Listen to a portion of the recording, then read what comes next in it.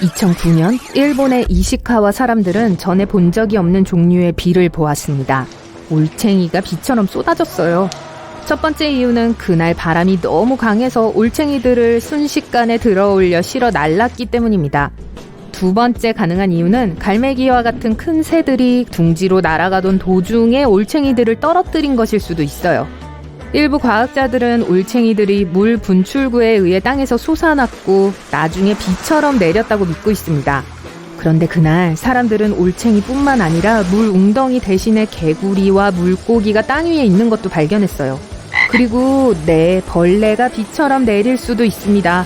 어떤 사람들은 뱀 비가 내리는 것을 봤다고 주장합니다.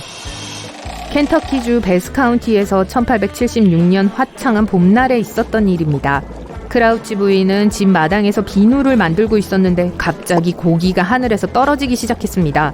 갈아놓은 고기도 아니었고 지름 7.5cm에 달하는 커다란 고기 덩어리가 그녀 위로 떨어졌어요. 2명의 용감한 지원자가 기원을 알 수 없는 그 고기를 먹어보기로 했고 그들은 양고기나 사슴고기 맛이 난다고 말했습니다. 아마 둘 다 미식가는 아니었나 봐요. 그 고기는 쇠고기로 밝혀졌어요. 그러한 사례는 유럽에서도 보고된 적이 있는데 고기비에 대한 유일한 논리적인 설명은 독수리들이 먹이로 모아둔 고기 조각들을 가지고 날아가다가 떨어뜨렸다는 것입니다. 짐이 없다면 독수리는 몸이 가벼워지고 쉽게 날 수 있습니다. 와, 저는 도넛비가 한번 왔으면 좋겠어요. 워싱턴주 오크빌은 자주 비가 오는 곳이지만 이 비는 아직 확실히 설명되지 않고 있습니다. 평범한 빗방울 대신 사람들은 반투명 젤리 같은 덩어리가 하늘에서 떨어지는 것을 목격했습니다. 이 작은 덩어리들은 거의 50제곱킬로미터 지역을 뒤덮었어요. 그 비에 정말 가까이 다가간 사람들은 다음날 몸이 좋지 않았다고 말했어요. 과학자들은 이 덩어리를 연구했고 그 안에 인간의 백혈구가 포함되어 있다는 것을 깨달았지만 이후 다른 실험에서는 그것이 사실이 아니라고 밝혔습니다. 어떤 사람들은 이것이 증발한 해파리가 비가 되어 내린 것이거나 상업용 비행기에서 나온 쓰레기일 수도 있다고 생각합니다. 2012년 영국의 도르셋에서도 비슷한 일이 일어났습니다. 우박이 내리는 동안 사람들은 우박과 함께 젤라틴 공을 발견했습니다. 연구원들은 그 젤리공들을 모아서 나중에 연구하기 위해 냉장고에 보관했습니다. 알고 보니 그럴 필요가 없었어요. 왜냐하면 상온에서도 젤리가 녹지 않았거든요. 지금까지도 아무도 공의 출처에 대해 확신하지 못하지만 첫 번째 설명은 하늘을 나는 새들이 운반하던 일종의 수중 동물의 알이라는 것입니다. 나중에 실험한 결과 젤리 물질은 방수 역할을 하는 화학물질이었고 많은 상업용 제품에 사용되는 것이었어요. 전선이 젖는 것을 방지하는 데 사용되기도 했습니다. 호주 거미는 악명이 높으며 사람들을 겁주기 위해서 비처럼 내리는 방법까지 터득했어요. 풍선 효과로 인한 거미비는 호주에서 꽤 흔한 일입니다. 거미들은 나무를 타고 올라가서 거미줄 한 가닥을 쏩니다. 바람에 실려가기 위해서요. 보통 사람들은 눈치채지 못하지만 날씨가 습해지면 수백 마리의 거미들이 더 살기 좋은 곳으로 이동하기 위해서 나무에 오릅니다. 사람들은 비가 오거나 눈이 올 때 마치 풍선처럼 거미줄에 매달려 바람에 떠내려가는 거미들을 볼 수 있다고 말합니다. 만약 메콩강으로 여행을 간다면 아마 물속에서 솟아올라서 공중으로 직선을 그리며 날아가는 빛나는 공을 볼 기회가 있을 거예요. 현지인들은 이것을 나가 불덩어리라고 부릅니다. 크기가 매우 다양해서 이 붉은 빛의 공은 체리만큼 작을 수도 있고 수박만큼 클 수도 있어요. 밤 동안 수십 개, 때로는 수천 개의 불덩어리를 볼 수 있습니다. 과학자들은 왜 이런 일이 일어나는지에 대해 어떤 확실한 설명도 제공하지 못하지만 아마도 습지 환경에 의해 방출되는 가연성 가스일 거예요.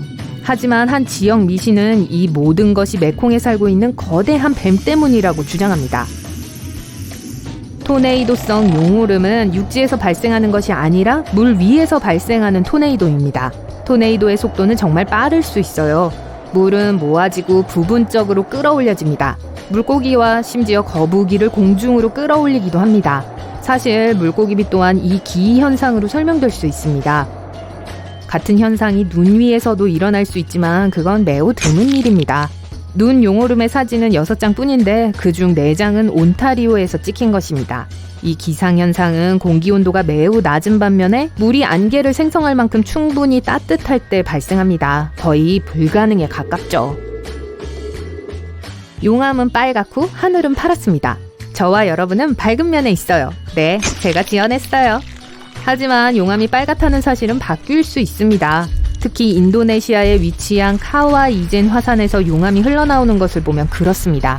낮에는 전형적인 빨간색이지만 밤에는 빛이 나는 파란색으로 변하는데요. 숨은 비밀이 있는 건 아니고 엄청난 양의 황산 때문입니다.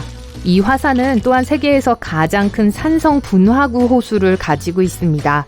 그곳의 물은 너무 청록색이어서 당장 뛰어들고 싶겠지만 아마 절대 그러면 안 될 거라는 걸 짐작했을 거예요. 그 화산의 불도 파란색이고 5m 높이까지 치솟아서 세계에서 가장 큰 푸른 불꽃입니다. 어떤 곳에서는 물이 유리처럼 보이기도 합니다. 하얀 소금 연못은 창문이나 심지어 지하세계로의 포탈처럼 보입니다. 소금 증발 때문에 이런 모습을 갖게 되었고 이런 호수들은 프랑스와 인도에서 발견됩니다. 하지만 샌프란시스코만 지역의 카길 소금 연못은 생동감 넘치는 색깔 때문에 훨씬 더 기이하게 보입니다. 색깔이 정말 다양해요. 짙은 청색, 초록색, 주황색, 진홍색, 백색, 그리고 심지어 자홍색까지 띠고 있어요. 색깔의 차이는 염분 농도와 연못에 살고 있는 작은 미생물에 따라 다릅니다. 러시아 칼리닝그라드 지역 발트의 연안에는 춤추는 숲이라는 수수께끼 같은 국립공원이 있습니다. 그곳의 소나무는 모두 구부러지고 꼬여 있어요. 이 숲은 60년대 초반에야 만들어졌는데 당시 그 지역의 사구 모래를 좀 더 안정적으로 만들기 위해 소나무를 심었습니다. 아마도 불안정한 모래가 나무를 그렇게 꼬이게 만들었을 거예요. 나무들이 그렇게 삐뚤어진 또 다른 이유는 강한 바람 때문일지도 모릅니다. 어떤 사람들은 그것이 초자연적인 힘과 관련이 있다고 주장합니다. 이 숲이 긍정적인 에너지와 부정적인 에너지가 만나는 곳이라고 말하죠. 지역 주민들은 만약 그 나무의 고리 중 하나를 통과한다면 수명이 1년 더 길어진다고 믿습니다. 뉴멕시코주 타우스의 고동치는 웅웅거림은 1990년대 이후 지역 주민들을 미치게 했습니다. 낮은 주파수의 웅웅거림은 정상적인 수면을 방해합니다. 과학자들이 웅웅거림의 근원을 찾기 위해 열심히 노력했지만 실패했습니다.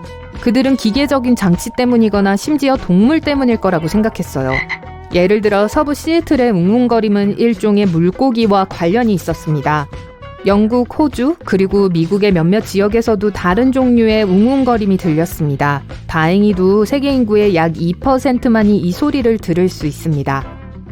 야광운 또는 밤구름이라고 불리는 것은 매우 드문데 하나는 여름에만 형성되기 때문이고 두 번째는 남반구와 북반구 모두 50도에서 70도 사이의 위도에서만 발생하기 때문입니다. 이런 구름을 보려면 태양은 이미 수평선 아래로 내려가야 하지만 구름은 여전히 햇빛을 받고 있어야 합니다. 대기 중 가장 높은 구름은 80km 상공에 위치할 수 있습니다. 낮에는 너무 희미해서 볼 수 없어요. 요정의 고리, 엘프의 고리 또는 픽시링이라고 알려진 것은 초원과 숲이 우거진 지역에 나타나는 버섯으로 된 수수께끼 같은 원입니다. 과학자들은 왜 이 버섯들이 거의 완벽한 원을 형성하는지 설명하지 못합니다. 하지만 미신에 따르면 요정이 춤을 추며 돌던 자리가 타서 버섯이 빠르게 성장하게 된 것이라고 합니다. 사실 이것은 부분적으로 사실입니다. 버섯은 풀이 시든 곳에서 자라니까요. 지구상에서 가장 긴 아마존강은 6,500km에 달합니다. 비엔나에서 뉴델리까지 자동차로 가는 것보다 더 먼 거리죠. 하지만 남아메리카에는 아마존강을 2번 이기는 강이 있습니다. 첫째, 더 넓습니다. 둘째, 아무도 보지 못했습니다. 아마존의 수중 쌍둥이인 함자강은 지하 4km 아래에서 흐르고 있습니다. 과학자들은 이 강을 10년 전 2011년에야 발견했습니다. 눈도 깜빡이지 마세요. 그렇지 않으면 이 희귀한 기상현상을 놓칠 거예요. 레드 스프라이트는 오로라와 약간 비슷하게 생긴 하늘에서 방출되는 전기입니다. 이것은 매우 강력해서 보통 번개보다 약 10배 강합니다. 하지만 단 몇 초만 지속되죠. 1989년에 처음 사진에 찍혔는데 아직도 이 번개의 사진과 영상은 거의 존재하지 않습니다. 레드 스프라이트를 선명하게 보여줄 수 있는 영상을 만들려면 초당 약 7,000프레임이 되어야 합니다. 전 포기할래요. 바다나 대양에 뛰어들 용기가 날 만큼 수영에 자신이 있나요? 안타깝게도 수영이나 다이빙을 아무리 잘해도 피해야 할 장소가 몇 군데 있어요. 이러한 장소 중 일부엔 위험한 수중 바위, 강한 조류 및 조수가 있어요. 또 다른 곳은 괴물과 신비한 생물에 대한 전설로 유명하고요. 그럼 이제 수중 호러쇼로 들어가 볼까요? 스트리드라는 단어를 들어본 적이 있나요? 요크셔에서 사용되는 더 스트라이드라는 단어의 변형으로 워프강의 좁은 구간을 가리키는데 너무 작아서 뛰어넘을 수 있을 정도로 좁아요. 하지만 그 크기에 속지 마세요. 주변에서 가장 위험한 장소 중 하나거든요. 물에 한 발만 들어가도 끔찍한 결과를 초래할 수 있어요. 와프강은 강력한 물살을 가지고 있고 스트라이드는 폭이 좁기 때문에 그 지역에서 물살이 더욱 강해요. 격렬한 물살은 스트라드 주변의 석회암을 침식시켜 다른 강바닥보다 훨씬 더 깊은 빈 공간을 만들었어요. 비밀을 알려드리자면 해류로 인해 스트라드 강둑도 약해졌어요. 따라서 지금 여러분이 서서 빠른 물살을 바라보고 있는 땅은 위험한 물 위에 매달려 있는 깨지기 쉬운 난간일 뿐이에요. 스트라드 강에 빠졌다가 나온 사람에 대한 기록은 아직 없어요. 그리고 최악인 건요, 이 순진해 보이는 개울이 그렇게 위험할 수 있다고는 상상도 못한다는 거예요. 그래서 제가 여러분께 드리는 조언은 수중 모험을 할 때는 좀 더 안전한 수역을 이용하시라는 거예요. 캘리포니아에서 주말 휴양지를 찾고 계신다면 호스슈 호수가 제격입니다. 모래사장, 하이킹 코스, 피크닉 장소 등 모든 것이 갖춰져 있어요. 하지만 잠깐만요. 눈에 보이는 것보다 더 많은 것이 있어요. 이 호수에는 약 405제곱미터에 달하는 고사목으로 둘러싸인 어두운 부분이 있어요. 그리고 이 호수가 차지한 것은 나무뿐만이 아니에요. 1989년과 1990년에 발생한 지진은 뜨거운 마그마 아래에서 이산화탄소를 방출했어요. 이 가스는 공기 중으로 스며들어 호수 주변의 모든 생명체에 피해를 입혔어요. 지금도 호스슈 호수는 30년 전과 마찬가지로 위험해요. 이곳이 무서운 이유는 독성가스의 수치가 무작위로 변하기 때문이에요. 곳곳에 붙어있는 경고 표지판은 즐거운 숲속 하이킹의 공포영화 같은 느낌을 줄 수 있어요.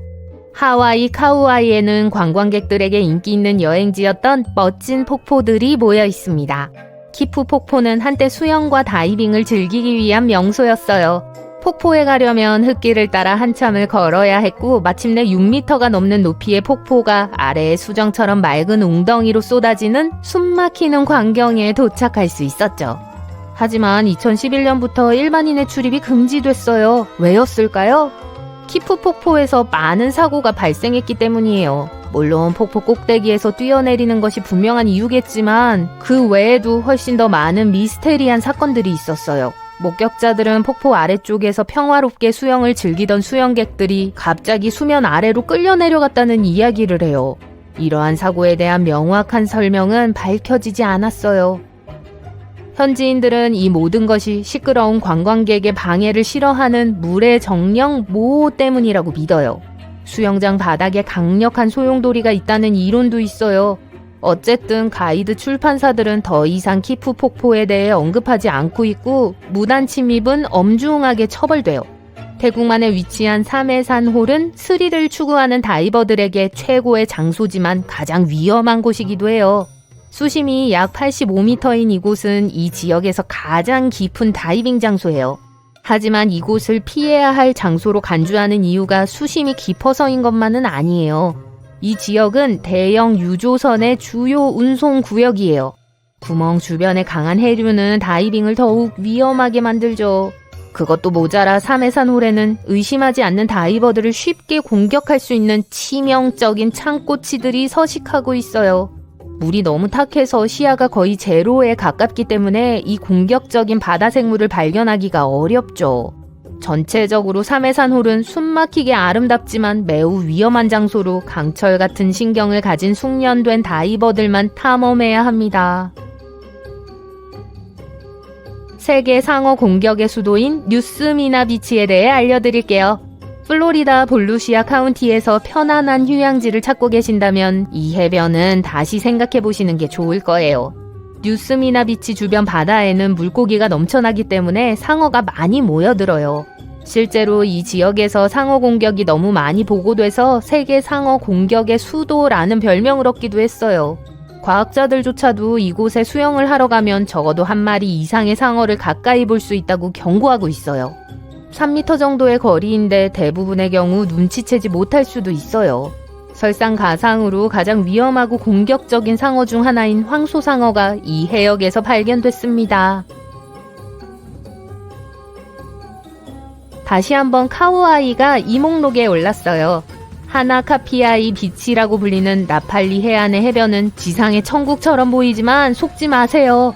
이곳에 가려면 가파른 바위가 많은 3.2km 정도의 트레일을 트레킹해야 해요. 이 외딴 해변에는 안전요원이 없기 때문에 물놀이를 하기로 결정하더라도 혼자서 해야 해요. 안전에 가장 큰 위협이 되는 건 엄청나게 강한 이안류예요. 해안을 보호할 수 있는 암초가 없기 때문에 이안류는 거의 항상 존재해요. 만약 누군가 이안류에 휩쓸리면 수 킬로미터를 헤엄쳐서 갈 수 있는 안전한 장소가 없어요. 가장 가까운 안전한 해변은 약 9.7km나 떨어져 있어요. 제 말을 믿으세요. 이 해변은 안전면에서 최고의 기록을 가지고 있지 않아요. 따라서 이 해변을 방문하게 된다면 물에서 멀리 떨어져 있는 편이 좋아요. 공포영화에서나 나올 법한 장소에 대해 말씀드릴게요. 몬태나주 버트에 위치한 인공호수인 버클리 핏에 대한 이야기입니다. 이곳에서 가장 먼저 눈에 띄는 것은 섬뜩하다고밖에 표현할 수 없는 핏빛의 붉은색이에요. 물에 뛰어들고 싶은 유혹을 느낄 수도 있겠지만 그건 큰 실수예요. 만지지도 마세요. 이 물은 카드뮴, 비소, 아연, 납, 구리 등의 중금속으로 인해 매우 위험해요. 이 중금속은 호수를 둘러싸고 있는 바위에서 나오는데 물을 초산성으로 만들어요. 사실 이곳은 예전에는 노천 구리 광산이었기 때문에 이런 색을 띠게 된 거예요. 조언을 드리자면 전염병을 피하듯 이곳을 피하라고 말하고 싶네요. 다음은 제가 지금까지 언급한 모든 곳 중에서 가장 위험할 수 있는 호수 3개입니다. 이 호수들은 모두 아프리카에 있어요. 카메룬의 모눈 호수와 뇨스 호수, 르완다의 키부 호수는 모두 언제 터질지도 모르는 타이머와 같아요. 이 호수들은 지하의 녹은 암석 웅덩이 위에 형성됐는데 때때로 이 녹은 암석이 메탄과 이산화탄소와 같은 독성가스를 물속으로 바로 방출해요. 이런 일이 발생하면 가스가 쌓이다가 갑자기 물 밖으로 터져나와 경로에 있는 모든 것을 쓸어버릴 수 있는 거대한 파도를 만들 수 있어요. 이러한 유형의 분출을 석회암 분출이라고 하는데 주변의 모든 것에 해를 끼칠 수 있는 유독가스 구름을 방출할 수 있죠. 가장 무서운 부분이요? 이러한 폭발이 예고 없이 언제든 일어날 수 있다는 점이에요. 언제 사고가 일어날지 모르기 때문에 이러한 호수 근처에 있는 경우 경계를 늦추지 않는 것이 좋아요. 즐거운 수영을 즐기기에 추천하지 않는 다른 5만 2천 년 전 이상한 호수가 인도에 나타났어요. 말 그대로 난데없이 여기서 형성되었죠. 수요일이었던 걸로 기억해요. 어쨌든 수만 년 동안 사람들은 호수에 대한 다양한 무서운 이야기를 지어냈어요. 몇몇 지역 주민들은 이곳이 저주받았다고 믿어요. 다른 사람들은 호수의 바닥 지하세계로 통하는 문이 숨겨져 있다고 생각해요. 하지만 모두 전설이에요. 이 로나르 호수가 나타난 진짜 이유는 훨씬 더 놀라워요. 처음에 과학자들은 그 호수가 오랫동안 활동을 멈춘 화산의 고대 분화구라고 확신했어요. 이건 6,500만 년 된 화산암으로 만들어진 발산밭에 있어요. 하지만 그 후 지질학자들이 토양과 물에 대한 상세한 분석을 실시했고 로나르 호수가 우주에 기원하고 있다는 걸 알아냈어요. 지질학자들은 강한 충격과 에너지 방출만으로 형성되는 독특한 유리를 호수 안에서 발견했어요. 5만 2천 년 전 200만 톤의 거대한 운석이 이곳으로 떨어졌어요. 엠파이어 스테이트 빌딩보다 거의 6배 더 무거웠죠. 타격력이 너무 강해 화산암이 녹아 유리로 변했어요. 어쩌면 아직도 이 호수의 바닥에는 먼 우주 깊은 곳에서부터 우리에게 날아온 이 거대한 운석의 입자들이 남아있을 수 있어요. 좋아요. 우리에게 5만 년도 더 된 우주 물체에 의해 만들어진 호수가 있어요. 하지만 이것조차도 제일 이상한 게 아니에요. 2020년 지역 주민들은 로나르 호수가 분홍색으로 변했다는 걸 알아챘어요. 불과 며칠 만에 소금물은 신비하게도 색을 바꿨어요. 생물학자들과 지질학자들은 즉시 과학연구센터로 물 샘플을 가져갔어요. 상세한 분석으로 물에 더 많은 수의 독특한 미생물들이 포함되어 있다는 걸 알 수 있었어요. 이것들이 표면에 축적되어 분홍색 색소를 내뿜었죠. 곧 이 미생물들은 바닥에 가라앉았고 호수는 다시 투명해졌어요. 또 비도 물이 평상시의 모습으로 돌아갈 수 있게 도왔어요. 이 미생물들은 호수를 물들이고 홍학의 분홍색 깃털을 훨씬 더 밝게 만들어요. 이 새들은 로나르 호수에서 먹이를 얻으면서 이 분홍색 박테리아를 흡수해요. 이제 로나르 호수는 관광객들 사이에서 핫한 장소예요. 하지만 인도에서 여러분을 놀라게 할 수 있는 건 이것뿐만이 아니에요. 우리의 다음 목적지는 뜨거운 열대 우림에 위치한 약 2,600명의 사람들이 있는 작은 마을이에요. 여기 주민들은 아주 친절해요. 관광객뿐만 아니라 지구상에서 가장 독이 강한 파충류 중 하나도 환영해주죠. 이 마을의 거의 모든 집에 킹 코브라가 기어다니고 있어요. 현지인들은 반려동물인 것처럼 뱀을 보고 좋아해요. 사람들은 이 동물들과 물과 음식을 나눠요. 심지어 파충류들에게 떼약볕으로부터 휴식을 취할 수 있는 특별한 코너를 제공하기도 해요. 아, 코브라가 집, 학교 그리고 거리에서 기어다녀요. 인간과 파충류는 서로가 익숙하고 안전하다고 느껴요. 마을에서 코브라가 공격한 사례는 한 번도 없었어요. 이곳은 독이 있는 이 파충류들이 사람들과 조화롭게 사는 세계에서 유일한 곳이에요. 여러 촌락으로 이루어진 마을을 상상해보세요. 주민들은 모두 농업에 종사하고 있어요. 그들은 땅속의 돌에서 물을 추출하는 방법을 알고 흥정을 잘해요. 그 마을은 몇 세기 동안 번창해왔고 사람들은 그곳에서 행복하게 살고 있어요. 그러던 어느 날 모든 게 바뀌죠. 모든 주민들은 재빨리 짐을 싸서 집을 떠나요. 하룻밤 사이에 마을은 버려지게 돼요. 1825년 라자스탄주에서 실제로 일어난 이야기예요. 그리고 여전히 아무도 거기서 사람들이 왜 사라졌는지 몰라요. 가장 대중적인 설은 무자비한 지역 통치자가 지역 주민들로부터 많은 세금을 징수했다고 해요. 그러고 나서 이 마을의 주장딸과 사랑에 빠졌고 만약 그녀가 자신의 아내가 되기를 거부하면 세금을 더 걷겠다고 협박했어요. 시민들은 이 여성과 그녀의 아버지를 지지하기로 결정하고 하루 만에 집을 떠났어요. 이 마을은 여전히 비어있지만 가장 가까운 도시의 주민들은 그곳에 접근하기를 두려워해요. 우리의 다음 목적지는 마하라시트라 주예요. 아주 긍정적인 사람들이 살고 있는 작은 마을이 있어요. 그들은 가게, 카페, 학교 그리고 은행에 가요. 이곳의 모든 게 아주 평범해 보이고 여러분은 여기가 뭐가 특별한지 모를 거예요. 하지만 밤이 오기를 기다리세요. 사람들은 잠이 들고 그리고 아무도 집을 잠그지 않아요. 이 마을에는 자물쇠가 하나도 없어요. 여기는 모든 건물의 문이 항상 열려 있어요. 주인들은 가게, 카페 그리고 도서관을 열어둬요. 현지인들이 일하러 갈 때 그들도 집을 잠그지 않아요. 돈과 보석을 숨기지 않죠. 그 이유는 절도가 전혀 없기 때문이에요. 마을 사람들은 누구나 도둑질을 하면 심각한 문제를 겪을 수 있다고 확신해요. 전설에 따르면 약 300년 전 오랜 비와 홍수 끝에 마을 중앙에 크고 검은 석판이 나타났다고 해요. 이 조각은 주민들을 지켜보는 인도의 신화적인 존재를 상징했어요. 어느 순간 사람들은 이 존재의 면전에서 아무도 감히 도둑질을 하지 못할 거라는 걸 알았기 때문에 집을 잠그는 걸 멈췄어요. 2015년에 이곳에 경찰서가 문을 열었지만 그 일에 거의 아무도 사건을 신고하지 않았어요. 경찰이 아무도 붙잡아두지 않기 때문에 그 건물엔 문도 없어요. 인도의 또 다른 환상적인 장소는 아삼주에 있는 마을이에요. 수백 명의 현지인들이 이따금씩 이색적인 축하 행사를 준비해요. 멋진 결혼식을 준비하죠. 식탁을 차리고 아름다운 의상을 입고 선물을 가져와요. 그리고 이 모든 건 신혼부부들을 위해서예요. 하지만 사람 대신 여기선 개구리가 결혼을 해요. 현지인들은 비를 부르기 위해 야생 개구리 결혼식을 올려요. 놀라운 건 그 결혼식이 진짜 결혼식 같다는 거예요. 즐거움은 밤 늦게까지 하루 종일 지속될 수 있어요. 인도에는 위험하고 접근하기 어려운 섬이 하나 있어요. 여기는 벵골만에서 찾을 수 있어요. 노스 센티널이라고 불려요. 그곳은 열대 낙원처럼 보이는 작은 땅이에요. 하지만 거기에 갈 수 없을 거예요. 1956년 이후로 아무도 이곳을 여행할 수 없어요. 해안 경비대는 항상 주변을 항해하고 주변을 순찰해요. 그 이유는 현지 센티널 부족 때문이에요. 이 부족은 전 세계로부터 고립된 생활을 하고 있어요. 그들은 현대 기술, 인터넷 또는 텔레비전에 대해 알지 못해요. 수세기 동안 센티널족은 문명으로부터 멀리 떨어져 혼자 살아왔어요. 그리고 인도 사람들은 그렇게 유지하기를 원해요. 섬에 접근하는 사람은 누구나 몰아치는 창과 화살로 부족의 환영을 받아요. 배를 타고 오든 헬리콥터를 타고 오든 상관없어요. 여러분이 섬에 갈 수 없는 또 다른 이유는 센티넬족의 면역체계 때문이에요. 해안 경비대는 외부인들이 갖고 올 수 있는 가능한 질병과 감염으로부터 지역 부족들을 보호하기 위해 노력하고 있어요. 이 지역 주민들은 독감이나 단순한 감기에 대한 면역력이 없어요. 심지어 그게 뭔지도 모르죠.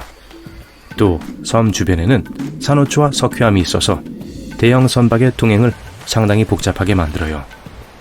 모든 금지에도 불구하고 많은 사람들이 이 섬에 가려고 했어요. 1880년 한 장교가 우연히 이 섬을 발견했어요.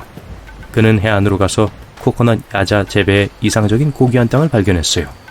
장교는 또한 섬에 있는 몇몇 오두막을 봤지만 지역 주민들을 만날 엄두를 내지 못했어요.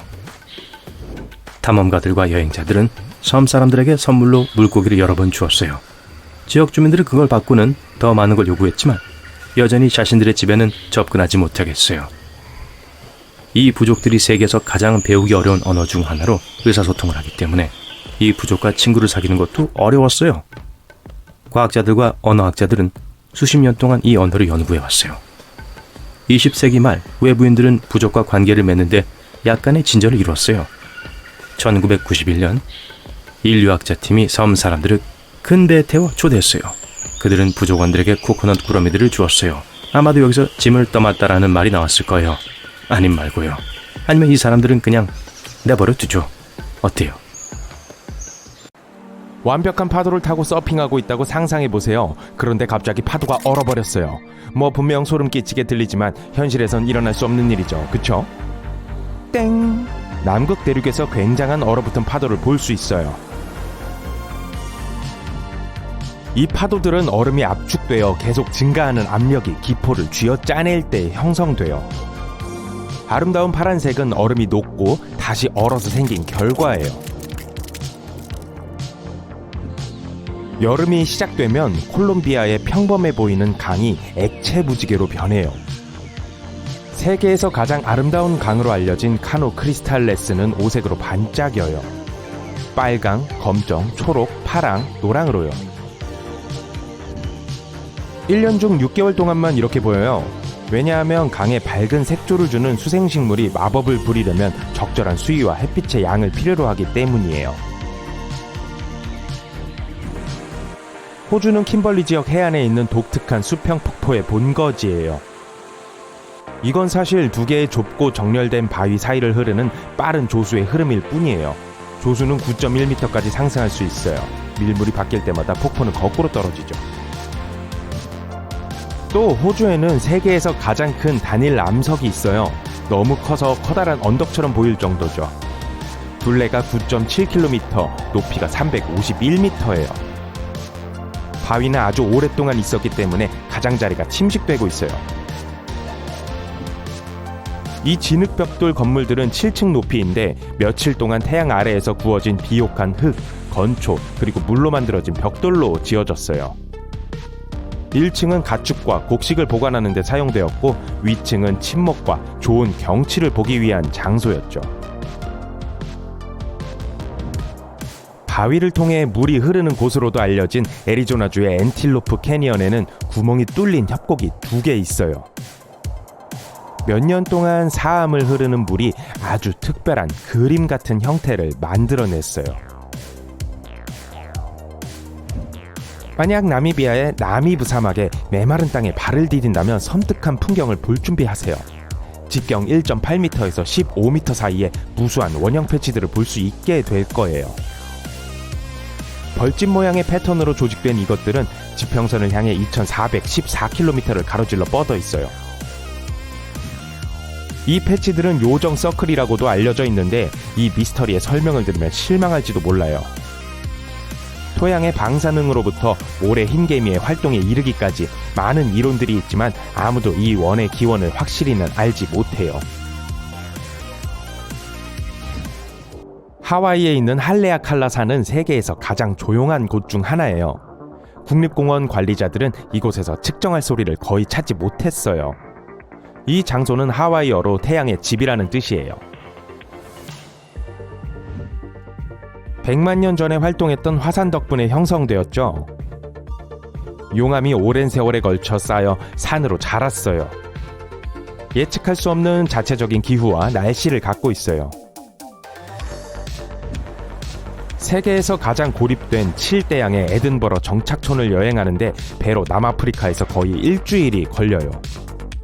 관광객으로 방문하려면 지방자치제의 특별 허가를 받아야 해요.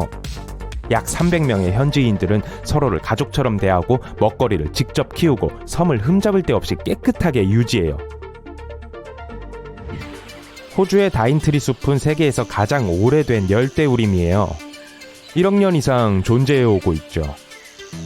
다인트리는 몇몇 독특한 동물종 12,000여 종의 다양한 곤충, 그리고 호주의 개구리, 나비와 박쥐의 절반이 사는 서식지예요. 열대우림에는 약 3,000종의 식물도 있어요. 여행하는 방위는 세일링 스톤이라고도 불리는데, 왜냐하면 캘리포니아 데스밸리 국립공원에 있는 레이스트랙 플라야의 건조한 호수바닥을 가로질러 이동하는 것 같아 보이기 때문이죠. 바위가 움직이면서 과학자들을 당황하게 만들곤 했던 소름 끼치는 흔적을 남겨요. 어쨌든 일부 바위들은 무게가 299kg 이상 나가거든요. 게다가 어떤 자국들은 굽어있고, 반면 다른 것들은 예상치 못하게 오른쪽이나 왼쪽으로 갑자기 돌지만 주로 직선으로 되어 있어요. 하지만 결국 나사 전문가들은 2006년에 그 수수께끼를 풀었어요. 알고 보니 겨울에 호수가 물로 가득 차 바닥에 있는 바위를 얼음으로 덮는 것이었어요. 그리고 얼음은 부력이 꽤 있다 보니 수중 움직임과 바람이 호수 바닥을 가로질러 돌들을 움직이게 만든 거예요. 지나가면서 여름에 물이 증발할 때만 보이는 기이한 흔적을 남기게 되죠. 베네수엘라의 마라카이보 호수는 종종 세계의 번개 수도라고 불려요. 이곳에서는 1년 중 300일 동안 뇌우가 발생하는데 9월에 절정을 이루죠. 때로는 1분에 200번까지 번쩍거리기도 해요. 주변 안데스 산맥에서 불어오는 시원한 공기가 카리브해의 따뜻한 공기와 만나 전기를 생산해내기 때문에 일어나는 현상이죠. 지구상의 어떤 장소들은 다른 곳들보다 중력이 약해요. 예를 들어 캐나다의 허드슨만은 마지막 빙하기 때 아주 두껍고 무거운 빙하에 덮여 있었어요. 얼음이 녹기 시작했을 때 수톤의 암석을 바깥쪽으로 밀어냈죠. 물체의 질량이 작을수록 중력은 덜해지죠. 지구가 이 자리에서 원래의 모습을 갖추려면 앞으로 5,000년이 더 걸릴 거예요. 그때까진 여러분은 항상 세계 어느 곳보다 여기서 몸무게가 적게 나갈 거예요. 중국 주자이거구 계곡에 있는 오하해는 호박색에서 에메랄드 녹색으로, 어두운 옥색에서 밝은 청록색으로, 그리고 가끔 산호색으로 바뀌어요. 다른 이웃 호수들과는 달리 수중 온천 덕분에 절대로 얼지 않고 녹거나 마르지 않아요. 현지인들은 이곳이 하늘에서 떨어진 거울 조각들로 이루어져 있다고 믿고 있어요. 주변 계곡에는 좁은 원뿔 모양의 카르스트 지형, 장관을 이루는 폭포, 약 140여 종의 새들, 그리고 자이언트 판다와 다른 멸종 위기에 처한 식물과 동물종들도 있어요. 남극 대륙의 커먼웰스 안에 있는 케이프 데니스는 지구상에서 가장 바람이 많이 부는 곳이에요. 특이하게 바람이 아래로 불어요. 이것은 대륙의 돔 모양과 항상 차가운 기후 때문에 형성된 거예요. 이 바람은 너무 빠르고 강해서 측정 기구와 그 기구들이 부착되어 있는 깃대를 망가뜨려요. 지금까지 최고 속도는 시속 322km였어요. 아프리카 대륙의 10%를 차지하는 사하라 사막은 아주 덥고 건조해요. 그래서 하늘이 가장 맑은 곳 중에서 선두에 있죠. 그 위에는 구름이 거의 없어요. 이건 게다가 어떤 문명으로부터 멀리 떨어져 있어서 별을 관측하기에 가장 좋은 장소 중 하나예요. 덴마크에는 사람들이 꽤 정기적으로 정전과 같은 효과를 경험해요. 얼마나 이상한지 보세요. 하지만 이 특이한 현상의 원인이 새인 걸 알게 되면 더욱 기괴해지죠.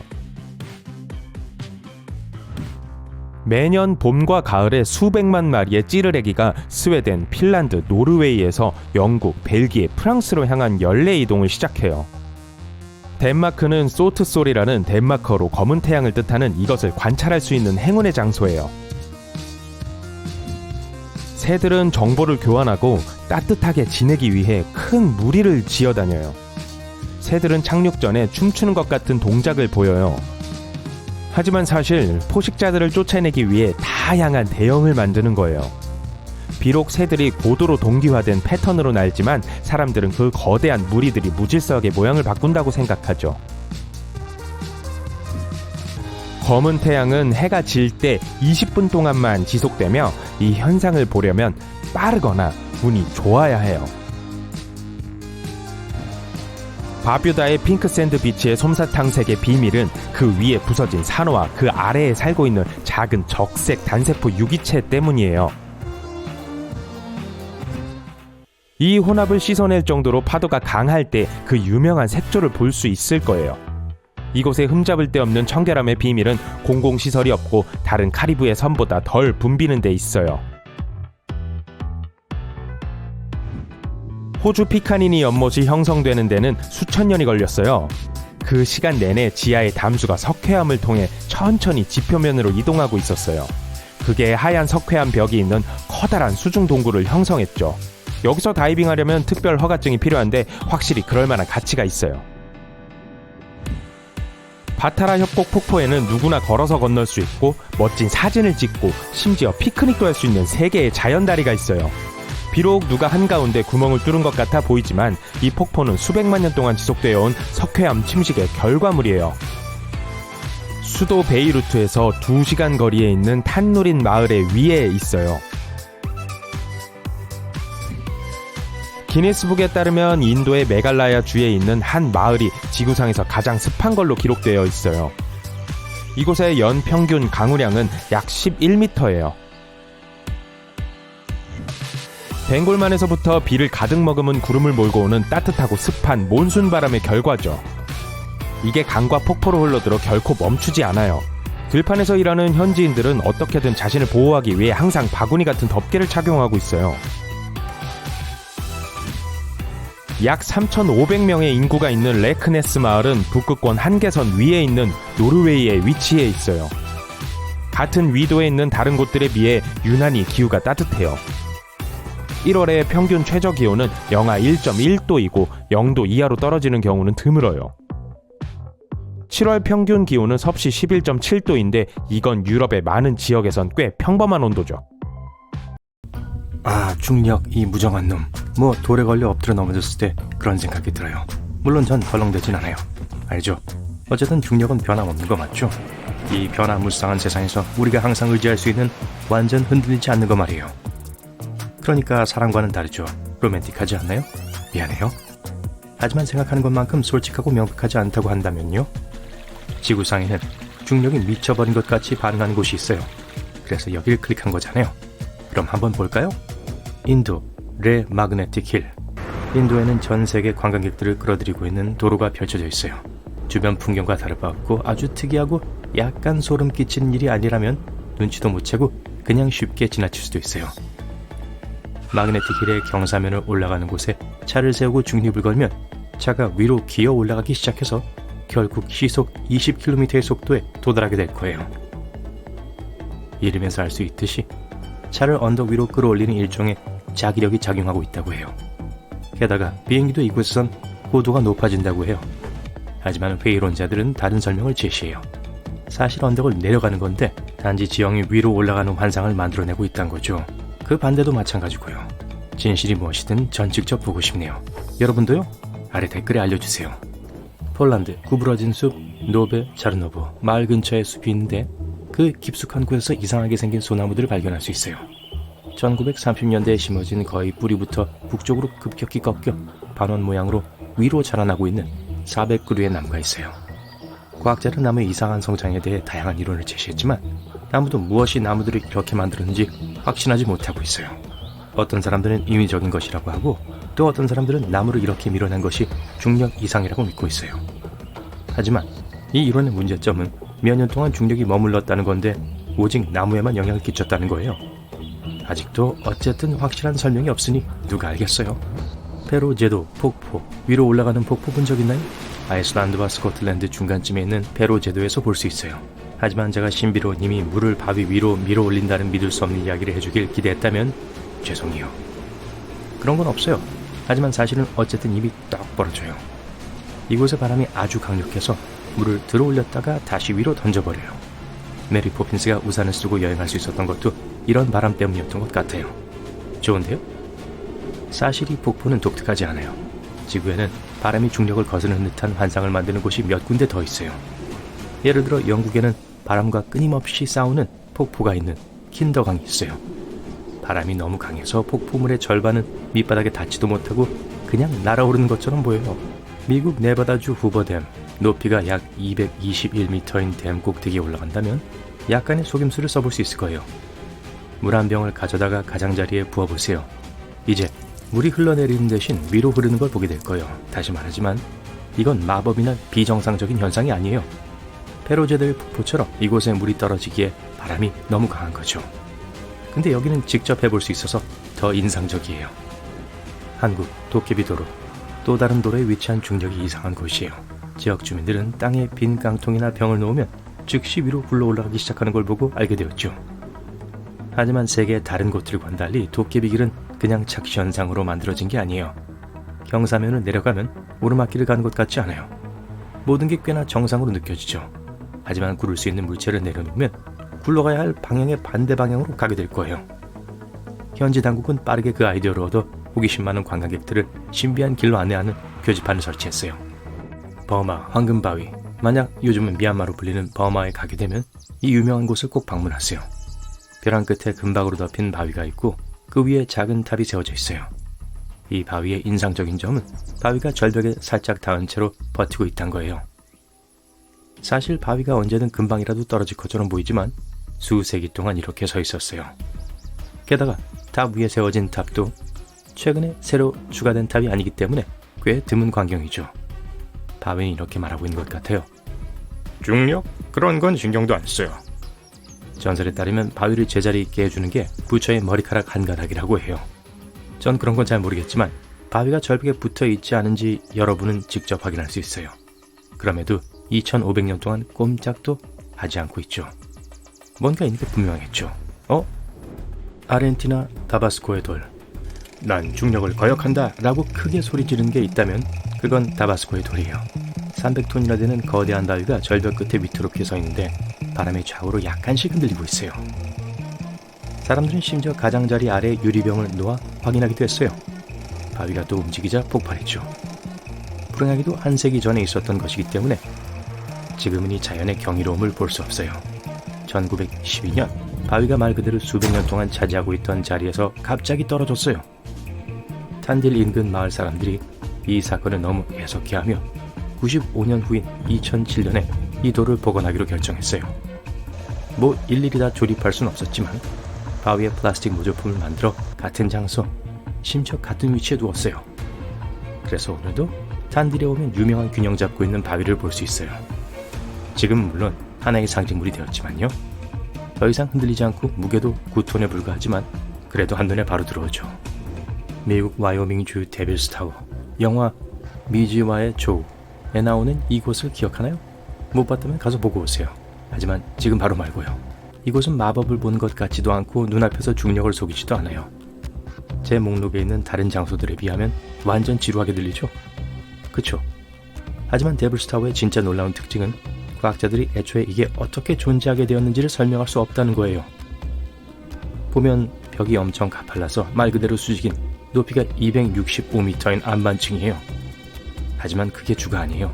이 돌 조각은 주변 수 킬로미터 이런 비슷한 것도 없는 와이오밍의 평평한 평야 가운데 우뚝 솟아있다는 거예요. 어떻게 이렇게 평탄한 풍경에 갑자기 이렇게 높은 것이 생겨날 수 있는 거죠? 이론은 많지만 아직 아무도 답을 몰라요. 제 이론이요? 아마 여기가 지구에 거대한 참외 배꼽이 있는 곳인가 봐요.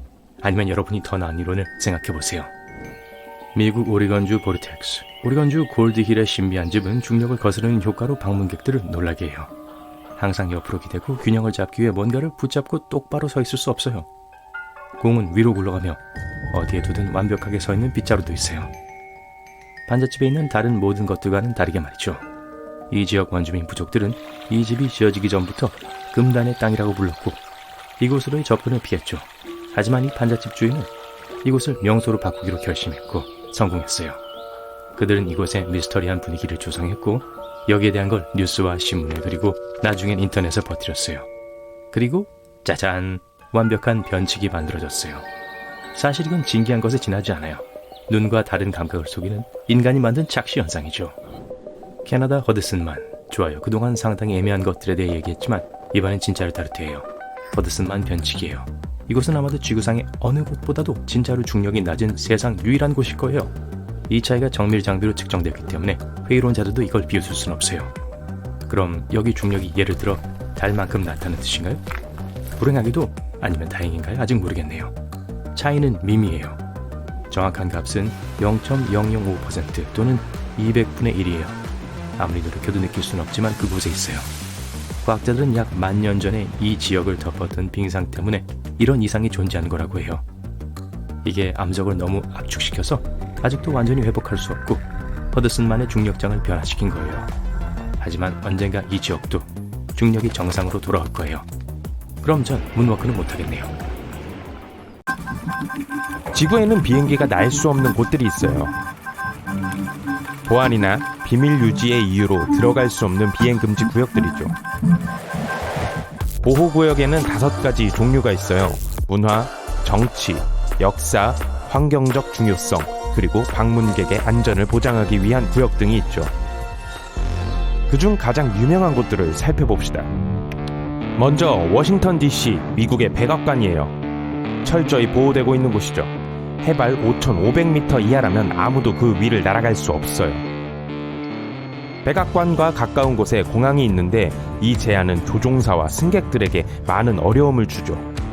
조종사들은 실수로 제한구역에 들어가지 않게 아주 조심스럽게 조종해야 해요. 왜냐하면 그 결과가 꽤 심각하거든요.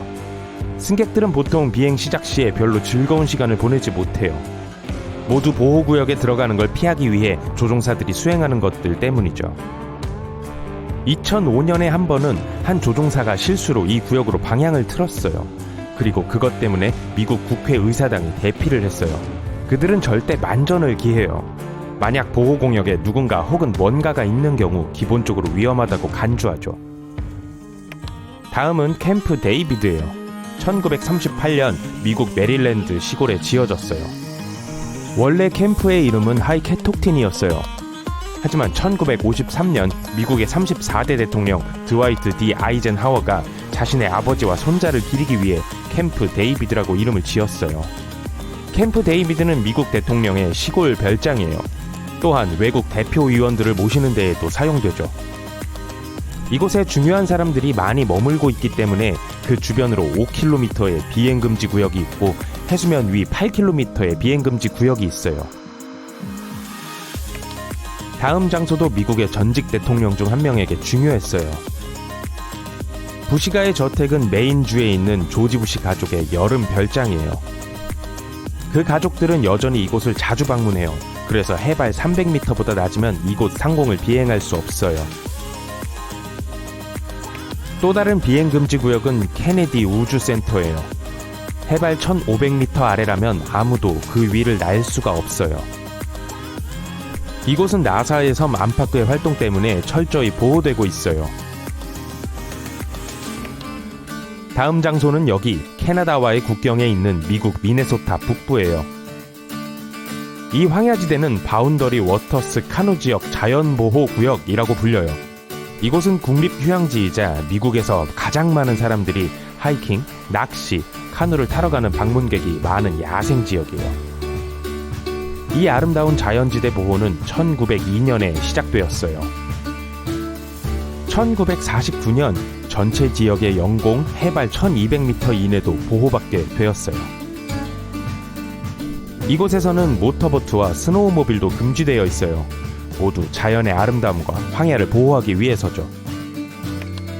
제 목록에 있는 또 다른 장소는 짐작 못하실걸요? 디즈니랜드와 디즈니월드예요. 네, 디즈니랜드 영공은 백악관과 케네디 우주센터의 보호 수준을 갖추고 있어요. 특별 면제 없이 테마파크의 상공을 비행하는 것이 금지되어 있죠. 그리고 이 제한은 해발 900m 높이까지 가요. 이 법은 공원과 방문객의 안전을 보장하기 위해 2003년에 도입되었어요.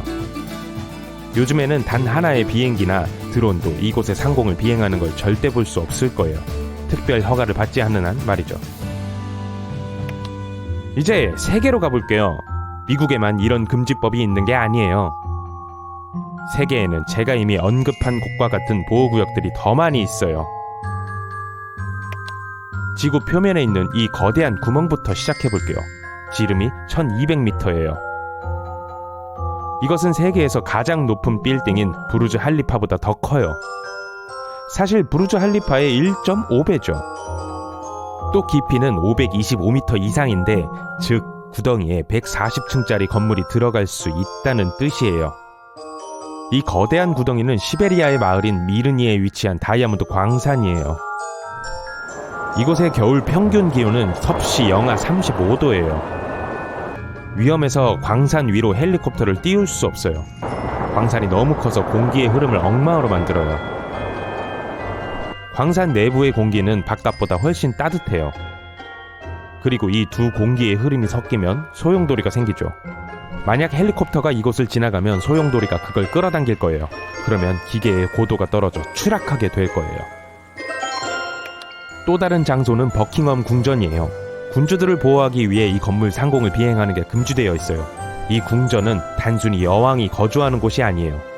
외국 대표들과의 회의가 많이 열리는 영국의 행정본부이기도 하죠. 왕실이 거주하는 곳이기 때문에 비행기들은 윈저 성 위를 날 수 없어요. 페루는 2006년에 유명한 랜드마크인 마추픽추 위를 비행하는 걸 금지시켰어요. 이 금지는 랜드마크의 유산과 야생동물을 보호하기 위한 것이었어요. 다음은 인도의 타지마할이에요. 1653년에 완공된 이 묘는 인도의 북부 아그라에 위치해 있어요. 이곳은 세계에서 가장 잘 알려진 곳 중 하나이며 유네스코가 지정한 세계문화유산으로 보호받고 있죠. 매년 600만 명 이상이 찾는 이곳이 보호받는 건 당연하겠죠. 이 지역은 2006년부터 비행 금지 구역이 되었어요. 이 법은 건물과 방문객을 보호하기 위해 제정되었어요. 비록 공식적인 금지는 없지만 비행기들은 지구의 특정 지역을 피하는 걸 선호해요. 그 중 하나가 히말라야예요. 히말라야 산맥은 6,000m를 넘고 지구에서 가장 높은 곳인 8,850m에 달하는 에베레스트 산도 있죠. 대부분의 비행기들은 약 9,145m에서 비행하는데 이건 산봉우리에 너무 가까워요. 그래서 최소 거리를 유지하기 위해 비행기는 더 높이 날아야 하는데 그건 불가능해요. 또 산 너머 바람이 너무 강해서 비행기를 조종하는 게 어려워져요. 비행기는 비상 착륙을 할 수 있는 곳과 최고의 레이더 서비스를 갖춘 항로를 필요로 해요. 비행 중에 뭔가 잘못됐을 경우를 대비해서요. 문제는 히말라야에는 레이더 서비스가 거의 없단 거예요. 그리고 조종사들은 지상의 항공교통 관제사들과 의사소통할 수 없을 거예요. 긴급 착륙은 평지에서만 가능하며 히말라야 지역에는 그런 곳이 하나도 없어요. 사방에 산이 있어서 위험 부담이 너무 커요. 이걸로도 충분히 위험하지 않다고 생각되면 더 있어요. 만약에 이런 고도에서 항공기에 예를 들어 객실 감압 같은 일이 일어나면 비행기에는 약 20분 동안만 숨 쉴 수 있는 산소가 있을 거예요. 이 산소가 떨어지면 비행기는 비축량을 보충하기 위해 해수면으로부터 최소 3,050m 내려와야 해요. 그리고 이건 히말라야에서는 불가능한 일이죠. 사방에 산이 있으니까요. 또 다른 험난한 항로는 극을 지나가요. 그리고 그걸 타려면 비행기는 특별 승인이 필요해요. 여기서 문제는 극이 항공기의 항법 시스템을 엉망으로 만들 수 있다는 거예요. 그곳에서 나침반은 완전히 날뛰어서 쓸모없게 되어버려요. 지구의 북극에는 끊임없이 변화하는 아주 강한 자기장이 있어요. 자기장이 움직이면 진북선은 조종사들이 장치에서 보는 것과 달라지기 시작해요. 그러면 정확한 활주를 찾는 게 어려워지죠. 그런데 활주로 이름은 진북극에서 얼마나 멀리 떨어져 있느냐에 따라 지어져요. 자기장이 움직여서 조종사가 항해를 조절하게 되면 정확한 활주로에 착륙할 수 있을지 확신할 수 없게 돼요. 그래서 그곳엔 오직 몇 대의 비행기만 실제로 날 수 있어요. 그리고 그곳에 여행하려면 특별한 준비를 거쳐야 하고 특별한 항법 장치와 승인을 얻어야 해요. 그럼에도 아무도 북극이를 바로 비행하지 않아요. 비록 비행기가 바다와 약간의 물 위를 날지만 육지를 지나는 대체 경로가 있다면 비행기는 항상 그걸 선택할 거예요. 흥미롭게도 물 위를 나는 게 특히 낮은 고도에서 육지를 나는 것보다 더 부드러워요. 거기에 난기류가 덜하기 때문이에요. 난기류의 주요 원인은 땅에서 솟아오르는 뜨거운 공기 때문이에요. 물 위를 날 때는 이런 문제가 없고 비행은 더 편해지죠. 하지만 육지를 나는 게 더 안전해요. 여러분은 어떨지 모르겠지만 전 비상시에 착륙할 기회가 없으니 차라리 약간 흔들리는 게 나아요. 대양 횡단을 하는 비행기들은 보통 4개의 엔진을 갖고 있어요. 엔진이 2개인 비행기는 너무 위험해요. 그래서 비상시에 이런 특정 유형의 항공기를 수용할 수 있는 공항이 많이 있는 경로를 선호해요. 엔진 고장이 발생했다고 상상해보세요. 이 경우 비행기는 가장 가까운 공항으로 가서 안전하게 착륙하기 위해 남은 엔진에 의존해야 할 거예요. 예를 들어, 그러니까 태평양에는 공항이 그리 많지 않아요.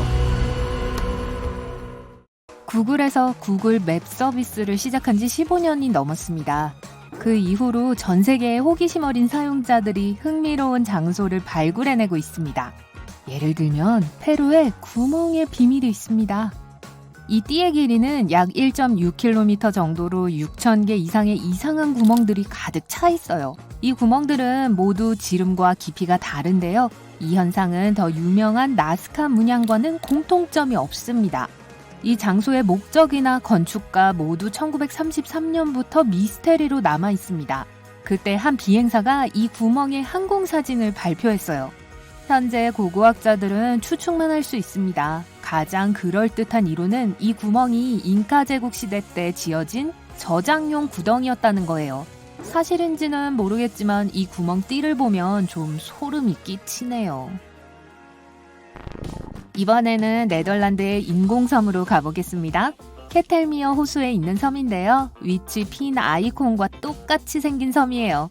하지만 이곳에 가보면 실제로는 1km도 안 되는 둑이라는 것을 확인하실 수 있습니다. 이곳은 오염된 실트를 저장하는 데 사용됩니다. 또 다른 섬입니다. 갈레슈냐크라는 별명을 갖고 있는데요. 연인의 섬이라는 뜻입니다. 이 섬은 이탈리아와 크로아티아 사이 아드리아해에 위치해 있으며 민물이나 어떤 건물도 없는 무인도에 지나지 않습니다. 하지만 이 섬의 소유주들은 수년 동안 이 섬이 인터넷에서 얻은 유명세를 이용하려고 애쓰고 있죠. 긴 황야처럼 보이는 두 선이 심장을 가로지르는 흉터처럼 보인다고요? 하지만 그 이유는 그다지 낭만적이지 않습니다. 바로 불도저가 남긴 자국이거든요. 이 섬의 주인들은 이곳을 완벽한 결혼식 장소로 만들기 위해 이곳에 올리브나무를 심고 싶어 한다고 하네요. 더블린의 샴롱 메이즈의 아름다움은 공중에서만 즐길 수 있습니다. 더블린 공항 남쪽의 고속도로 옆에 있는 장소예요. 다음번에 아일랜드에 가게 되신다면 비행기에서 아래를 주의 깊게 보세요. 어떤 경우에도 육로로는 이곳에 갈 수 없거든요. 구글 스트리트뷰에서는 이 미로로 이어지는 도로가 큰 금속문에서 끝나버립니다. 이 문에는 이곳은 사유지이며 개가 지키고 있다고 경고하는 표지판이 붙어 있어요. 전 그다지 위험을 감수하고 싶지는 않네요. 여전히 미로에 호기심이 생긴다고요? 영국에 가보세요. 이 거대한 지문의 이름은 핑거 메이즈입니다. 브라이튼 앤 호브의 호브파크에 있는 미로예요. 이 미로는 돌과 석회 모르타르로 만든 공공 조형물이 늘어서 있는 공간인데요. 환경예술가 크리스 두루리가 2006년에 만들었으며 이 조각은 인생의 여정을 상징하고 있습니다. 호화로운 유람선을 하나 소개해드리죠. 세계 여행용으로도 손색이 없겠죠? 유일한 문제는 이게 진짜 배가 아니라는 거예요. 이 배는 배 모양의 쇼핑몰로 홍콩의 거대한 해시태그 숲속에서 길을 잃은 것처럼 보입니다. 이 쇼핑몰은 완푸아 정원 한가운데에 지어졌습니다. 옛날 선착장 부지에 지어진 거대한 아파트 단지죠. 이 배는 길이가 110m이고 대여섯 층 정도의 높이예요. 이곳에는 유람선몰 외에도 영화관, 식당, 상점, 심지어 미니 실내 놀이공원도 있습니다. 호화로운 바다 유람선은 아니지만 쇼핑이라도 할 수 있으니 다행이네요. 여러분께서는 세계 지도의 도움을 받아 클레스트럽 호수에서 지리 공부를 하실 수도 있을 겁니다. 덴마크의 농부인 쉐렌 폴센은 1944년부터 1967년까지 손으로 이 호수를 만들었어요. 폴센은 돌과 풀을 사용했는데요. 먼저 많은 양의 돌을 호수 가장자리에 놓았어요. 그리고 겨울에는 썰매를 이용하여 돌을 호수로 가져갔습니다. 그리고 마침내 봄이 되면 얼음이 녹았고 폴센은 쉽게 돌을 밀어 제자리에 고정시킬 수 있었습니다. 이 호수에 정말 엄청난 열정을 쏟은 게 분명해요. 어떤 돌은 무게가 2톤이 넘기도 했거든요. 이제 세계 지도에는 이 작은 호수와 강이 포함되었습니다. 심지어 여름에는 사람들이 태평양을 항해할 수 있는 미니보트도 다니고요. 18홀짜리 미니골프장, 놀이터, 피크닉 장소도 있습니다. 이제 중국으로 가보겠습니다. 훨씬 더 신비로운 장소가 숨겨져 있어요. 이 거대한 무늬는 마치 고비 사막에 인쇄된 것처럼 보입니다. 기원에 대해서는 여러 가지 설이 있는데요. 이 무늬는 인간이 창조물인 것으로 밝혀졌습니다. 애리조나 주립대학의 화성 우주비행시설의 연구 기술자이자 비행 계획자인 조나단 힐은 이 무늬가 위성 보정용 타깃일 가능성이 높다고 가정하고 있습니다. 구글맵에서 불포드 키위를 찾아보시면 약간 늘어난 모양의 꽤 마른 새를 발견하실 수 있을 겁니다. 하지만 뉴질랜드의 국가적 상징이라는 건 완벽하게 알아볼 수 있죠. 2007년에는 청소 작업을 해서 이 키위새는 새 것처럼 하얗게 보이게 되었어요. 불포드 키위는 1919년 영국의 비컨힐에 있는 석회암에 새겨져 있으며 윌트셔의 석회암에 인물을 조각하는 전통은 기원전 만년에 시작된 신석기 시대로 거슬러 올라갑니다. 미국의 이 탄산칼륨 염전은 정말 대단한 장소입니다. 이 새파란색의 연못은 유타 사막의 젓갈색 토양과 강렬한 대조를 이루고 있는데요. 이곳에서는 탄산칼륨을 추출하고 있습니다. 염화칼슘이라고도 하죠. 구글맵에서 가장 유명하고 가장 많이 찍힌 염전의 사진을 보실 수 있어요. 위치는 유타주의 모보입니다. 구글 지도에서 볼 수 있는 가장 멋진 것 중 하나는 칠레의 아타카마 자이언트예요.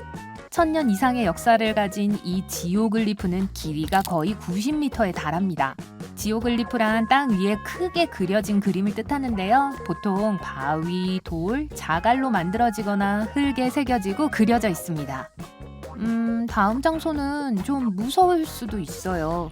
이 기이한 얼굴이 남극에서 발견되었을 때 열띤 토론과 황당한 이론들이 수없이 등장했습니다. 하지만 과학자들은 더 논리적인 설명이 있다고 생각해요. 변상증의 결과일 수도 있다는 거죠. 변상증이란 뇌가 존재하지 않는 구조와 무늬를 보게 만드는 현상을 뜻합니다. 이에 따라 사람들은 구름, 바위, 구조물, 다양한 물체에서 익숙한 무늬를 연결해 떠올리게 되는 거죠. 가까이서 보면 이 얼굴은 눈에 반쯤 가려진 거인처럼 보이지 않을 거예요. 그냥 금이 가득한 얼음에 불과하겠죠. 하지만 이게 무엇이든 간에 구글 지도에서 갑자기 이 얼굴을 보게 된다면 누구든지 이상한 생각을 떠올리기 시작할 거예요. 인도의 루나 호수는 약 5만 년 전 소행성이 우리 행성과 충돌했을 때 형성되었습니다. 운석 분화구의 가장자리 너비는 2000m에 달하는데요. 호수 자체는 지름이 약 1200m 정도로 더 작습니다. 사실 한동안 이곳에는 별 특이한 점이 없었어요. 하지만 2020년 6월 로나 호수에서 어떤 일이 일어났죠. 이 호수의 물이 며칠 안에 초록색에서 밝은 분홍색으로 변했거든요. 전문가들은 이 변화가 물속의 염분 증가에서 비롯되었을 것이라 보고 있습니다. 혹은 조류 때문일 수도 있고 두 요소의 조합 때문일 수도 있습니다. 어쨌든 전 로나 호수에서 수영할 엄두가 나지 않네요. 구글어스에서 이런 거 보신 적이 있으신가요? 네바다 사막 한가운데에 놓인 거대한 타겟 상징 말이에요. 이건 장난이나 포토샵, 예술 작품이 아닙니다. 아마도 이 거대한 상징은 항공사진의 보정용 표적으로 사용되는 표시일 거예요. 그리고 마지막으로 제가 가장 좋아하는 건 바하마의 수중 자동차예요. 꽤 오랫동안 프레시크릭의 바닥에 놓여 있었는데요. 이 특이한 자동차의 역사는 아무도 모릅니다. 이 불쌍한 차가 어떻게 여기 나타났는지 정말 궁금하네요. 살라르데 우유니는 마치 큰 거울 위에 서 있는 같은 기분이 들게 만들지만 실제로는 1만 평방킬로미터가 넘는 소금 사막입니다. 남아메리카에서 가장 높은 곳에 위치한 나라인 볼리비아에 있습니다. 이 천연 거울은 오래전에 증발한 선사시대 호수의 흔적입니다. 비록 평평해 보이지만 GPS 기술은 일부 풍경이 2.5cm도 안 되는 약간의 경사가 있다는 것을 보여줍니다. 이곳은 수렁에 잠겨 있어 약 100억 톤의 소금을 함유하고 있습니다. 때 맞춰 그곳에 도착하면 근처의 호수들 중 일부가 하늘을 비추는 거울 역할을 하는 얕은 물 웅덩이로 넘쳐납니다. 많은 현지인들이 그곳에서 소금과 리튬을 추출해요. 거기에 가거든 세계 최초의 소금 호텔을 방문하는 걸 잊지 마세요. 페루에서는 진짜 무지개산을 찾을 수 있습니다. 과학자들은 아직도 이 현상을 설명하지 못합니다. 화려한 정상에 오르기는 힘들지만 자연에서 푸른색, 붉은색, 초록색, 노란색, 분홍색을 보는 건 잊지 못할 경험이 될 거예요. 바타라 협곡 폭포에는 누구나 걸어서 건너고 멋진 사진을 찍고 소풍을 즐길 수 있는 3개의 천연 다리가 있습니다. 폭포는 석회암 침식이 수백만 년 동안 계속된 결과이지만 마치 누군가가 구멍을 뚫은 것처럼 보입니다. 수도 베이루트에서 불과 2시간 거리에 있는 타누린 마을에 있습니다.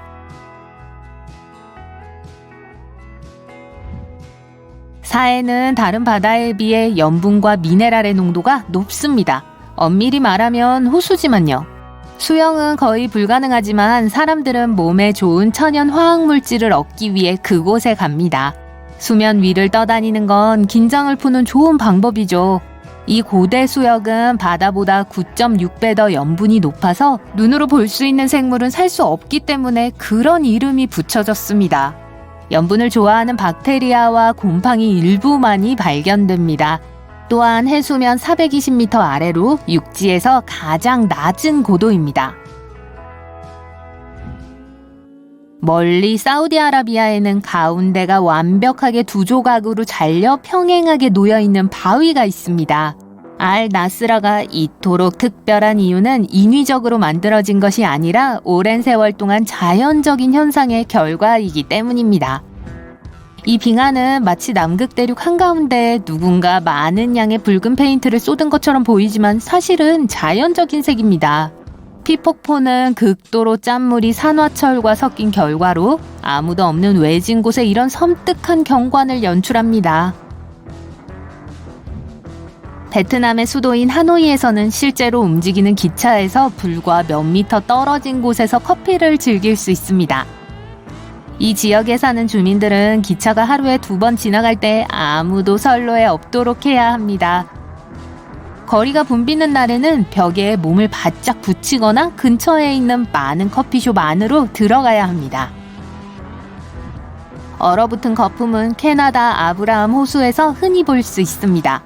마치 젤리처럼 보이지만 바닥으로 가라앉는 유기체를 먹은 박테리아에 의해 생성된 메탄가스일 뿐입니다. 이 과정에서 메탄 거품이 방출되지만 동결 온도 이하이기 때문에 이 거품은 제자리에 얼어붙게 됩니다. 호주에는 킴벌리 지역 해안에 독특한 수평 폭포가 있습니다. 사실 이 폭포는 좁은 바위 2개를 통해 빠르게 흘러가는 조수입니다. 조수는 9m까지 상승할 수 있습니다. 썰물이 바뀔 때마다 폭포는 거꾸로 흐릅니다. 또한 호주에는 세계에서 가장 큰 단일 암석이 있습니다. 너무 커서 심지어 큰 언덕처럼 보여요. 둘레는 10km이고 높이는 351m입니다. 바위가 아주 오래돼서 가장자리는 침식됐어요. 바위를 통해 물이 흐르는 곳으로도 알려진 애리조나에 있는 엔텔로페 협곡에는 길쭉하게 구멍이 난 2개 구획이 있습니다. 수년에 걸쳐 사암을 흐르는 물은 다른 곳에서는 볼 수 없는 장관을 연출해냈습니다. 필리핀에 있는 팔라완 지방에서는 가장 맑은 물에서 수영을 하면서 물 아래에 있는 수중 세계를 발견할 수 있습니다. 코론시에는 하얀 모래사장이 있고 많은 작은 배들이 많은 멋진 풍경 사이를 지나갑니다.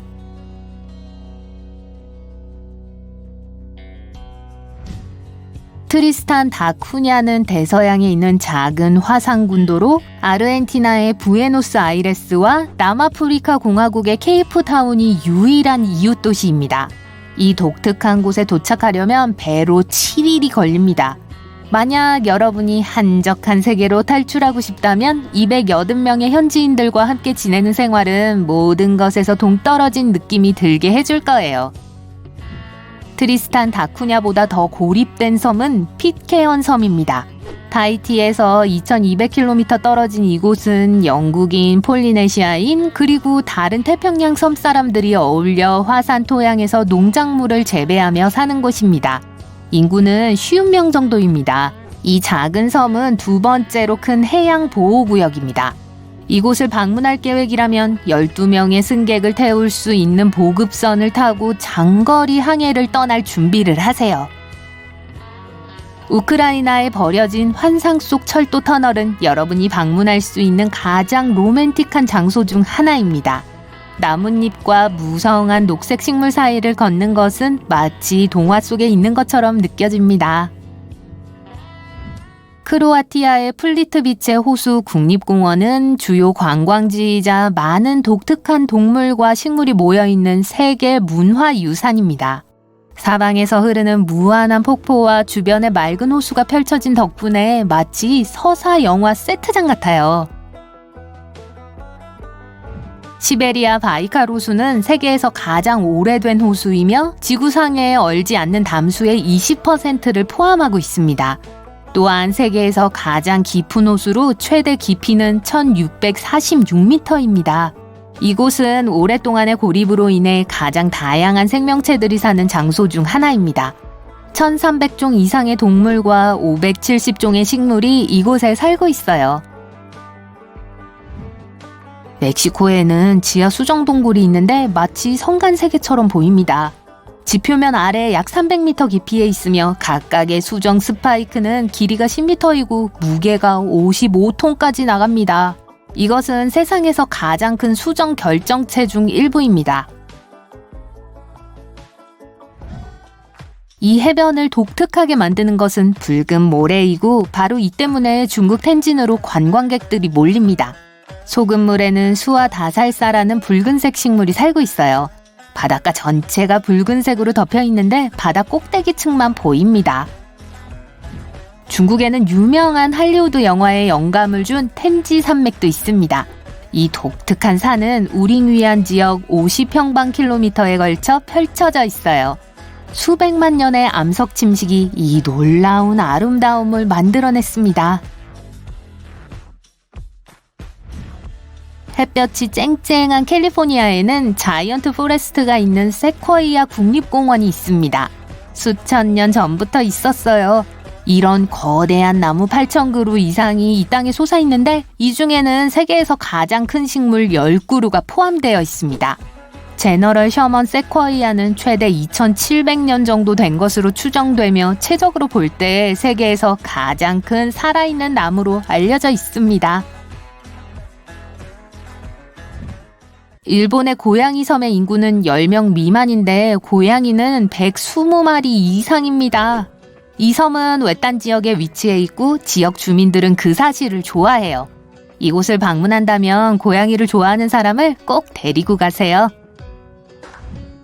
예멘은 세계에서 가장 오래된 초고층 빌딩과 가장 오래된 대도시의 고향입니다. 시밤의 고대 도시는 사막 바닥에 솟아오른 진흙 건물들 때문에 사막의 맨해튼이라고 여겨집니다. 고대의 사막을 건너는 상인들의 휴식지로 사용되었습니다.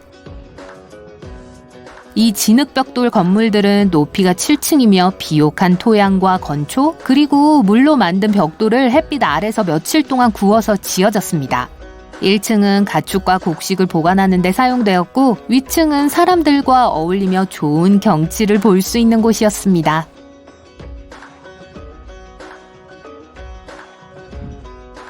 터키 파무칼레에 있는 고대 온천의 화학적인 구성은 가장자리 위로 쏟아지는 물을 마법처럼 보이게 합니다. 온천은 몸뿐만 아니라 정신도 맑게 해줍니다. 이 바위들의 모양과 형성은 인간이 노력한 결과가 아닙니다.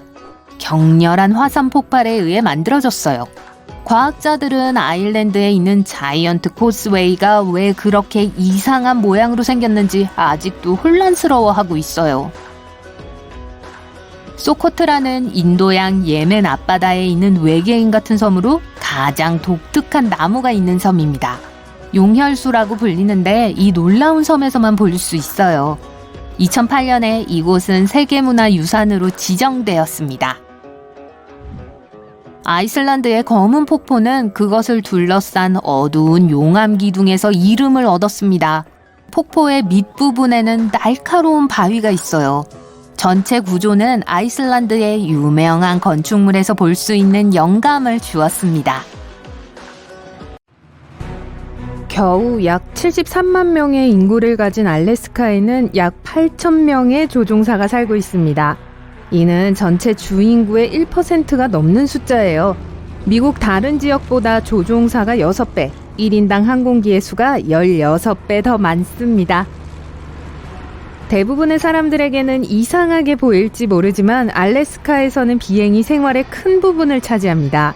미국에서 가장 큰 주이고 그 다음으로 큰 세 개의 주를 합친 것보다 더 크지만 알래스카는 미국에서 가장 작은 도로망을 가지고 있어요. 육지의 20%만이 도로로 접근 가능하기 때문에 보트나 비행기가 있으면 한 지점에서 다른 지점으로 가는 것이 훨씬 더 쉬워집니다. 하지만 미개발 지역이 많다는 것이 장점이기도 합니다. 알래스카에는 16개의 국립공원, 12,000개 이상의 강, 그리고 약 10만 개의 빙하가 있습니다. 자연과 더 가까워지고 싶다면 알래스카는 방문하기에 멋진 곳이에요. 이곳에서는 북극광도 볼 수 있습니다. 대부분의 사람들이 해안을 생각할 때 황금빛 해변과 야자수를 상상합니다. 하지만 알래스카는 실제로 미국에서 가장 긴 해안선을 가지고 있습니다. 두 번째로 해안선이 긴 플로리다보다 5배나 더 긴 해안선을 가지고 있기 때문에 다른 주와는 비교도 되지 않아요. 알래스카는 가장 낮은 인구 밀도를 가지고 있습니다. 크기에 비해 인구가 너무 적어서 만일 맨해튼이 같은 인구 밀도라면 16명만 사는 셈이 됩니다.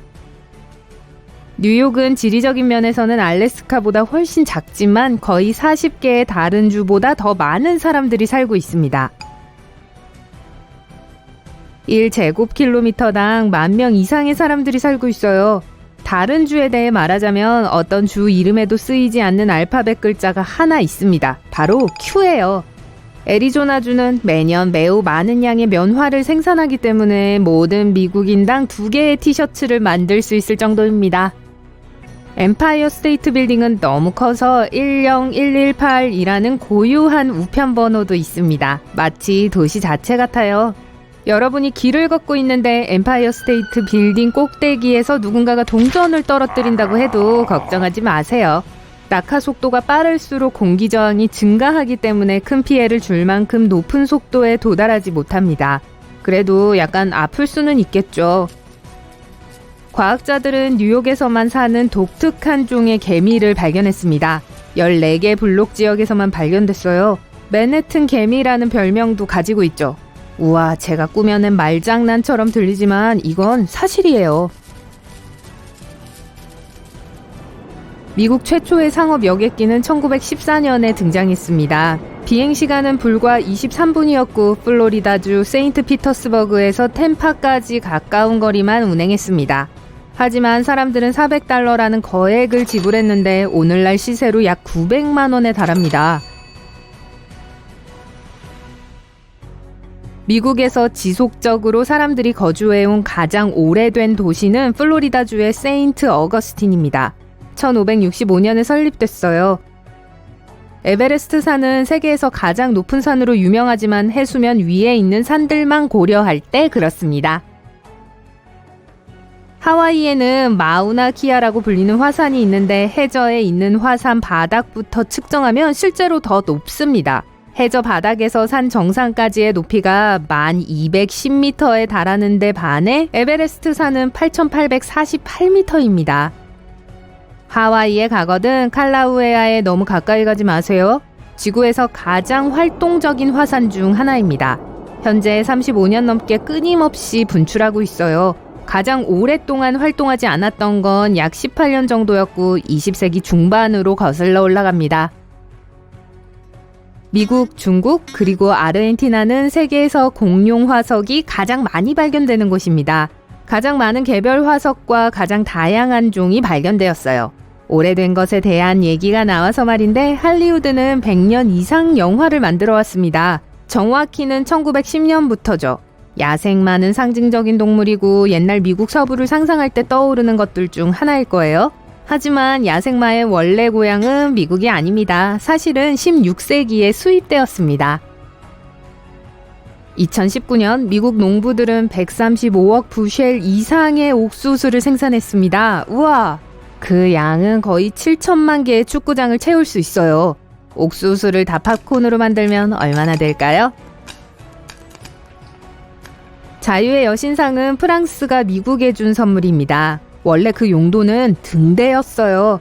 39km 떨어진 곳에서 볼 수 있는 횃불을 사용하여 16년 동안 선박을 안내했습니다. 미국은 비슷한 선물로 답례를 하기로 했고 3년 후에 더 작은 자유의 여신상을 프랑스에 주었습니다. 지금도 여전히 그것을 볼 수 있어요. 현재 파리에 있습니다. 맥도날드 레스토랑은 14,000개가 넘지만 버몬트주 몬펠리에는 맥도날드가 없는 유일한 주 수도입니다.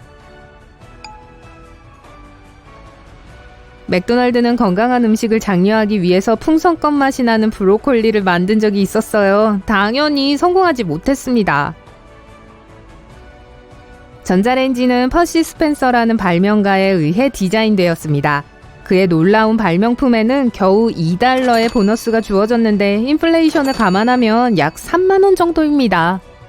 미국은 하루에 2,600만 장의 지폐를 인쇄합니다. 각 지폐를 생산하는 데는 주로 잉크와 재료값으로 최대 11센트가 듭니다. 하루에 9톤의 잉크가 사용됩니다. 미국의 지폐는 전혀 종이로 만들어지지 않습니다. 면 75%, 리넨 25%입니다.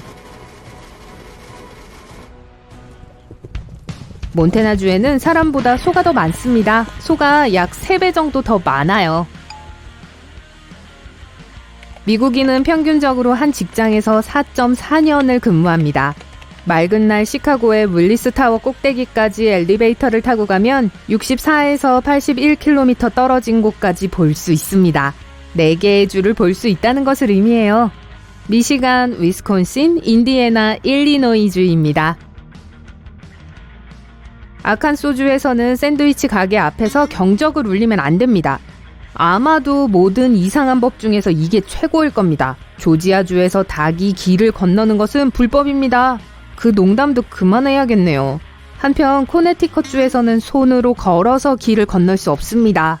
메릴랜드 볼티모어에는 사자를 데리고 영화를 보러 갈 수 없어요. 만약 길가에 있는 거대한 광고판을 보는 것이 지겹다면 하와이로 가세요. 하와이주는 1920년에 대형 광고판을 금지했습니다. 미국은 생물 다양성에 관한 한 세계 10위권 안에 있습니다.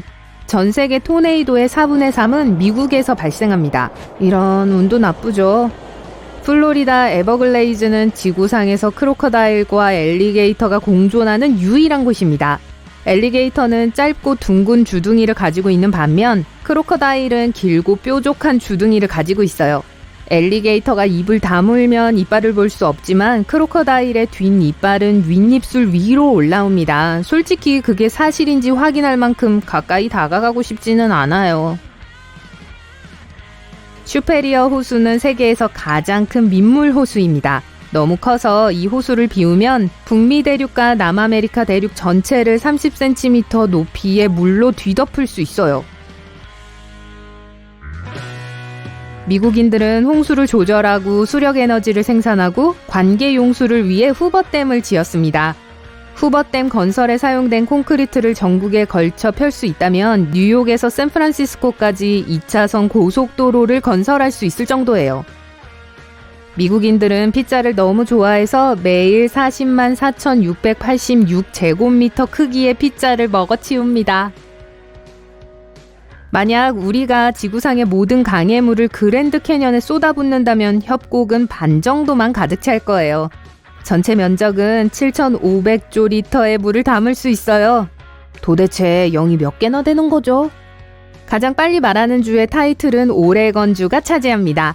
과학자들이 400만 건 이상의 전화 통화를 연구했는데 오레건, 매사추세츠, 그리고 중서부 북부의 주가 가장 말 속도가 빠르다는 것을 발견했습니다. 조지아주 애틀랜타의 70개 이상의 거리 이름에 피치트리라는 단어가 포함되어 있어요. 피치트리 서클, 피치트리 스트릿, 피치트리 센터 애비뉴 등이에요. 아, 복숭아 좋죠. 오레건주의 크레이터 호수는 미국에서 가장 깊은 호수이며 깊이는 거의 610m입니다. 이 호수는 엄밀히 말하면 활화산이지만 최근에 폭발한 적은 없기 때문에 정해진 시간에 수영하는 것은 안전합니다. 하지만 물이 차가울 거예요. 또 전기가 나갔어요. 미국에서 정전사고의 대부분은 동물 때문에 발생합니다. 매년 1000건 이상의 정전이 동물에 의해 발생하며 다람쥐가 그중 약 10%를 일으킵니다. 옐로스톤 국립공원은 11,000년 이상 되었고 델라웨어주와 로드아일랜드주를 합친 것보다 더 큽니다. 10,000개가 넘는 간헐천, 온천, 진흙탕, 그리고 다른 열수 시설들이 있는데 전 세계의 거의 절반이 이곳에 모여 있습니다. 거기서 수영할 생각은 마세요. 익어버릴 거예요. 여러분의 심장이 마구 뛰고 있어요. 여태 본 것 중 가장 큰 생물로부터 목숨을 걸고 도망치고 있어요. 거대한 파충류가 두 다리로 바로 뒤를 쫓아오고 있어요. 옆에 맹렬한 강물 소리가 들리지만 그 속으로 뛰어들지 않기로 결심하죠. 두꺼운 나뭇잎과 덤불이 여러분의 길을 가로막고 있어요. 그리고 계속 진창에 빠지네요. 주변의 모든 것들이 여러분을 잡으려고 하고 있고 숨을 곳은 없어요. 속이 빈 나무 둥치를 발견하곤 안으로 기어 들어가요. 밖에 있는 게 뭐든 점점 더 가까워지고 있어요. 깊은 목 부분에서 나오는 듯한 숨소리와 쿵쿵거리는 소리가 들려요. 점점 더 다가오고 있어요. 나무줄기의 틈새로 커다란 꼬리가 흔들리면서 덤불과 작은 나무들을 쓰러뜨리고 있는 게 보여요. 그게 뭐든 공항의 경찰견들처럼 여러분을 찾아 킁킁거리고 있어요. 그리고 여러분 얼굴 바로 옆에는 집고양이 크기의 거대한 벌레들이 있어요. 완벽하네요. 여러분은 항상 기어다니는 작은 것들을 보는 것조차 두려워했어요. 그런데 이건 너무 가까이 있고 아주 커서 얼굴 특징을 다 볼 수 있어요. 그게 여러분을 외계인인 것처럼 쳐다보고 있어요. 소리를 지르고 싶은데 그럴 순 없어요. 그러다가 어둠 속에서 더 많은 벌레들이 나와요. 호기심 많은 벌레들이 여러분 몸 전체를 더듬이로 감지해요. 네, 정말 너무하네요. 벌레도 벌레지만 이건 거대한 지네가 여러분 앞을 기어가고 있어요. 송곳니가 여러분의 엄지손가락만 해요. 여러분은 나무 둥지를 뛰쳐나와 거대한 괴물과 맞닥뜨려요. 그건 여러분이 갈 곳이 없다는 걸 알고 멈춰서 여러분을 노려봐요. 볼링핀 크기의 발톱과 이빨, 이것만으로도 밤에 잠을 설치기 충분하죠. 여러분을 향해 돌격할 준비를 하고 있어요. 인류에게 역사상 가장 위험했던 시기이자 장소인 중생대 사하라에 오신 걸 환영합니다. 지금 북아프리카인 이곳은 약 1억 년 전에 번성하고 있었어요. 그 당시 대륙들은 모두 다르게 배열되어 있었고 날씨는 거칠었어요. 극한의 폭풍이 꽤 흔했고 온도는 축구 경기장 멕시코 관중파도처럼 오르락내리락 했죠.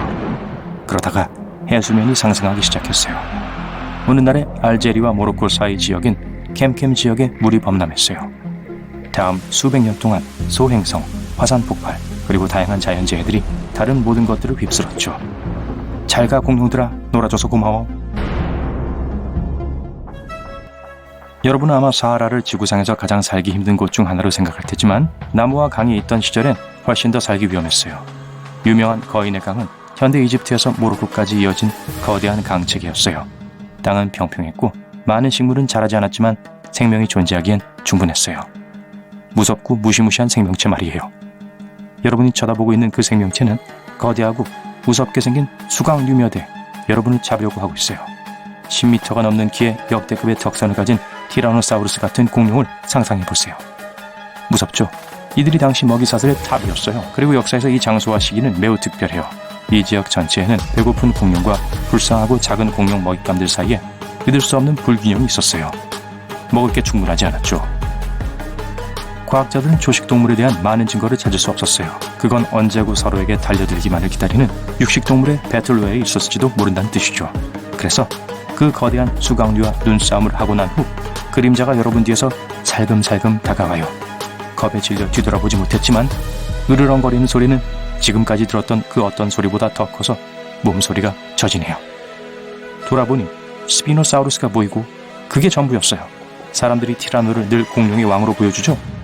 이건 뭐 황제쯤 될걸요? 15m 정도의 큰 키에 등에는 보통 사람 크기인 비늘로 된 돛이 달려있어요. 거기다가 날카로운 이빨이 달린 악어 모양의 주둥이와 강력한 짧은 다리까지 있어요. 이 녀석의 식단은 주로 강어류로 구성되었지만 여러분은 마침 맛있는 생선 타코인 듯 쳐다보고 있네요. 두 알파는 여러분을 중간에 끼워 넣은 채 한 판 버리려고 하네요. 하지만 눈을 감고 먹힐 준비를 하기 전에 나무를 쓰러뜨리면서 서로 싸우기 시작해요. 여러분은 살금살금 빠져나와요. 그리고 뛰어요. 더 멀리 갈수록 좋은 거죠? 그렇죠. 틀렸어요. 여기선 아니에요. 왜냐면 어딜 가든 뭔가 위험이 도사리고 있을 거예요. 이 시기엔 하늘, 물 그리고 땅 모두 위험했어요. 여기저기 분주하게 움직이는 작은 포유동물들이 있었지만 대부분 위험을 피하기 위해 어둠 속에 머물렀죠. 인간이 할 수 있는 한 빠르게 5분 동안 달린 후 숲을 벗어나 넓은 병원에 도착해요. 잘못 선택했네요. 이제 숨을 곳이 없어요. 갑자기 또 다른 비명소리가 들려요. 뒤를 봐요. 아무것도 없어요. 사방에 그냥 짧은 잔디만 있어요. 그러고 나서 머리를 하늘로 기울여 보니 거대한 새 같은 게 보여요. 엄밀히 말하면 나는 악어들이었죠. 하늘을 지배하는 수많은 거대한 익룡들이 있었어요. 알란카, 사하리카는 강에서 물고기를 잡아먹었을지 모르는 날아다니는 파충류였어요. 저 생선들 맛있었겠는데요? 거대한 날개 길이에 길고 가느다란 턱을 갖고 있어요. 그리고 크기는 작은 버스만 했어요. 이게 여러분을 발견하곤 잡으려고 달려 내려오고 있네요. 또 죽을 힘을 다해 뛰어요. 그런데 이번엔 숨을 곳이 없어요. 갑자기 발톱이 여러분을 움켜쥐는 게 느껴지고 여러분은 땅에서 들어올려져요. 하늘로 솟구쳐요. 놀래 정신 잃지 않았다면 아래에 있는 거대한 강물이 얼마나 아름다운지 봤을 거예요. 알란카는 전투기처럼 모든 장애물을 피해서 산을 향해 날아가요. 안에 작은 짐승들이 있는 큰 둥지를 봤어요. 새끼들은 배고픈 데다가 덩치가 여러분만 해요. 설상가상이네요. 탈출하려 하지만 불가능해요. 그 생물이 여러분을 둥지 한가운데로 떨어뜨리고 날아가요. 자신을 보호하려고 하지만 새끼들이 계속 쪼아대요. 큰일 나는 건 시간 문제예요. 아래를 보니 강이 보여요. 얼마나 깊은지 알 수는 없지만 물살이 정말 세네요. 선택의 여지가 없어요. 사나운 강물에 뛰어들어 물살을 따라 끌려가요. 지금은 안전해요. 2021년이라고 상상해보세요. 여러분은 지구상에서 가장 덥고 건조한 곳 중 한 곳인 사하라 사막의 한가운데를 따라 걷고 있는데 엄청난 크기의 물고기의 화석을 발견하게 돼요. 한입 크기에서부터 버스 크기까지 다양해요. 심지어 민물 상어들도 그곳에서 살았어요. 이빨을 보니 이건 여러분이 아는 평범한 작은 물고기가 아니에요. 진심으로 커요. 심지어 거대한 바다 거북이 헤엄치고 있는 걸 발견할지도 몰라요. 자, 다시 여러분의 별난 모험으로 돌아와요. 다행히도 쉴 수 있는 안전한 강 모래밭으로 밀려왔어요. 강물을 좀 마시고 캠프를 칠 안전한 장소를 찾으려고 하죠. 들리는 모든 소리에 깜짝 놀라요. 여러분은 앉아서 고대 지구의 고요함을 즐기려고 해요. 숨을 돌릴 수 있다고 느끼자마자 서성거리며 강을 따라 배회하는 스피노사우루스를 보죠.